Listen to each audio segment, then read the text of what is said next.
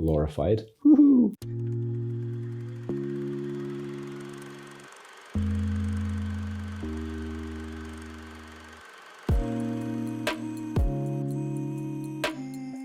Okay, so the Ascension. What is the Ascension?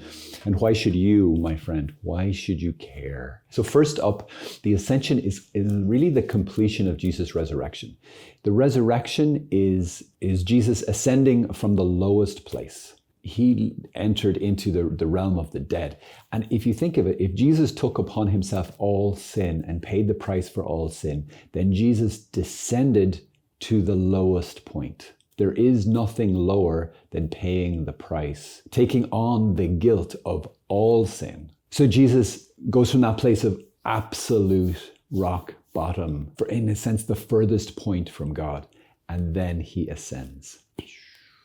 Back to life, to human life, gets restored in the resurrection on the third day after his death. And then he's appearing to his apostles for 40 days and instructing them. He especially appears on Sundays and continues his revelation of the reality of the Eucharist. And then this ascending, we see it continue in the ascension into heaven. He reveals to the whole church, this is not the end. Your destiny is in heaven. You too will be enthroned in heaven. That's where we're going. That's what the Ascension, in a certain sense, primarily reveals. It's also connected in Scripture with Jesus being seated at the right hand of the Father. That's really, really important because just 10 days later, his reign on earth through the church begins at Pentecost. There's a really great scripture about this that can help us, fruitfully approach this mystery, this feast. And it is Colossians 3, just the first 3 or so verses. It says in there, if you then have been raised with Christ, seek the things that are above where Christ is seated at the right hand of God. Set your mind on things that are above, not on things that are on earth. For you have died and your life is hid with Christ in God. When Christ, who is our life, appears, then you also will appear with him in glory. So that sort of shows the whole thing that you have been raised with Christ in your baptism. You were raised from the death of sin, that you have died to sin and you have been raised into new life in his mercy. Okay, and then just as Jesus is seated, he's enthroned above, so too Paul encourages us to keep our eyes, keep our minds, our meditation fixed and locked in on these realities. And this word, the things that are above, it actually means the things that are upward, the upward moving, the stuff that will pull you up, the stuff that will encourage you. Keep your eyes focused and fixed on this. Meditate on it daily. Feed your souls. This will draw your spirit upwards. This will lead you into the fulfillment, because just as Jesus ascended, so too we should. And in this whole life is, in a sense, it should be this ascending more and more and more into a heavenly life, that we would live a more heavenly life, that our thoughts and our spirits will be lifted up.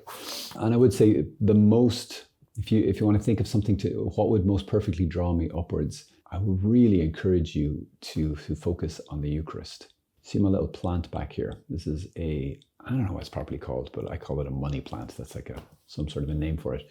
It's a bit of a sad plant, let's be honest. It's a bit of a sad plant, but I recently fed it tomato feed. Stuff's amazing. I was away for a little bit. I fed it tomato feed. The thing has exploded. It's like all of these new shoots coming out, new leaves. Like, wait, what has happened to you? When you feed a plant correctly, it flourishes. And so too our souls. When we feed our souls correctly, they flourish. And the food par excellence for us is the Eucharist.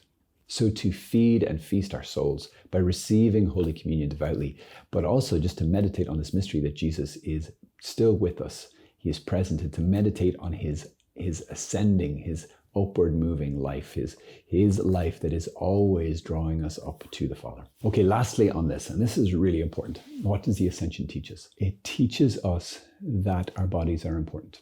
So Jesus ascended bodily into heaven. It wasn't just an image. It wasn't just a spirit, the spirit of Jesus manifesting as the appearance of a human body. No, he actually rose from the dead in his body. His whole humanity was risen from the dead. And then his whole humanity, now glorified, ascended, flew into the heavenly realm, not just into space. He's not just hanging out around Neptune, somewhere in the galaxy.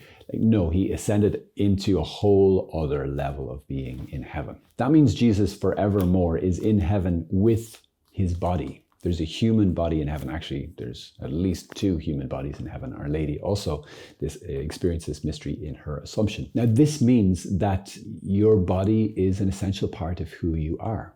This will happen at the final resurrection of the dead. We believe in the resurrection of the dead. It's in our creed. We say it every Sunday. And we believe not just that the holy ones, like the ones who are really good, will get their bodies back. Everybody, the good and the evil, will have a resurrection, but some will be to the joy of heaven, and some, it will increase their sufferings in hell, because now they'll have a body to suffer with as well. So everyone will get their body back. This means that you are not just a spirit trapped in your body. The ancient Greeks used to believe that, and that this life is just drudgery and we must be freed. No, your body is an essential part of who you are. Before the resurrection, if you get into heaven, please God, you won't have your body and you won't be complete yet. It won't be perfectly heaven in a sense, because you are a human body and soul. It's an essential marriage. And Jesus reveals this to us. Now, this can help us be careful and spot the things that are not upward moving, the thoughts in the world that are counter to the mind of Jesus and counter to the gospel. There's one that particularly comes to mind. There's a show on Netflix, which I don't recommend, and it's called Altered Carbon. And it's blech. But there's a particular idea in there that is particularly yuck and counter to the dignity of the human person. And that is this idea that they could get this altered carbon and basically get a hard drive to store your soul on. So it goes into the bottom of your skull, and if your body dies, they can just take that out, insert that into another body, and voila, you are back, but you're just in a different body. So much so they call bodies, not bodies, but sleeves. Like the sleeve of a jumper. You put your arm into the sleeve, right? And your arm does all the moving and the sleeve just kind of covers it, keeps it warm, maybe makes it look nicer. And so too, they're kind of saying that the soul, your identity, that's the real you. And your body, it's just like clothing. You could just take this one off and swap it with that one, or dye it, or whatever you want to do. It doesn't affect the real you. That is a huge lie. And if you think about it, this is also connected to like body hatred. So many people have body hatred. I've struggled with it myself. Like, I am not good enough. My body, in whatever part of it or whatever, is not good enough. It needs to be some other way. Now that usually, at least in my experience, it comes from comparing myself to other people, comparing my body to other people's body. It comes from the unhealthy and unholy glorification of the body, not in a loving way, but in a way that's a form of idolatry, and say, well, you have to look this way in order to be good. And it's just not true. Because God made you body and soul, and he didn't make a mistake. You are not a mistake, and your body's not a mistake. Now, we do have to look after our bodies. We have to treat them well, feed them well, keep them healthy, to be good stewards of this amazing gift God has given us. But we also have to love and accept and cherish our bodies. So you might be an idea to bring that to some prayer. Do you have any body hatred, rejection of yourself because I'm not the way I think I should be? Bring that to God. Most people have some degree of it. We should be able to say, I love my body, not in an egotistical way, but in a grateful way. I love my forearms. They're amazing. Maybe they're not shaped the way that other people's forearms are, but I have a forearm. My hands can do this. Check it out.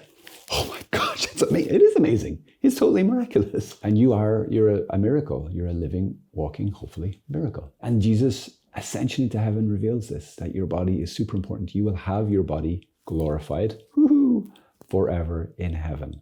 So let's get busy being grateful to God for this gift and keep our eyes on the upward moving things, the things over which Christ reigns, so that we can be drawn body and soul into heaven. God bless you. La-dee-dee-dee-dee-dee.